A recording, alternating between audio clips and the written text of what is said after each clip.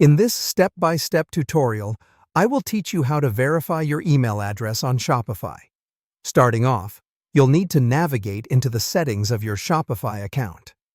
You can do this by finding the Settings option, normally located on the left-hand side in your Shopify admin panel. Go ahead and click on that to proceed.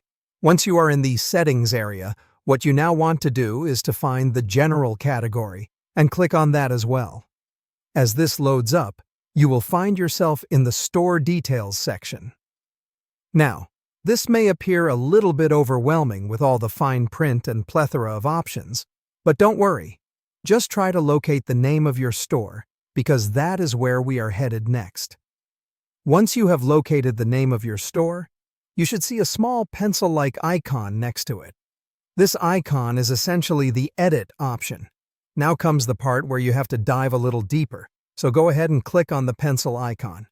Now you're probably wondering what's next. Well, you're on the lookout for something called the Verification banner, a slightly noticeable section on your screen.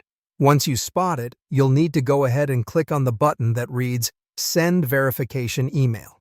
Having done that, your verification process is halfway through.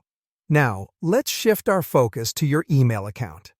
This is the email address that is associated with your Shopify store, so go ahead and open up the inbox of that particular email account.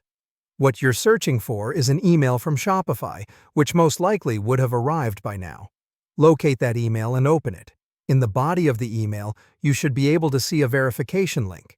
Look closely, and once you find it, go ahead and click on it. Essentially, this is the action that confirms your address. And there you have it. You've just successfully verified your email on Shopify. So, from navigating your way into the depths of the Shopify admin panel to delving into the intricacies of your store details, you've followed a critical step to strengthen the security of your Shopify store. I hope this was helpful for you, and thanks for following along.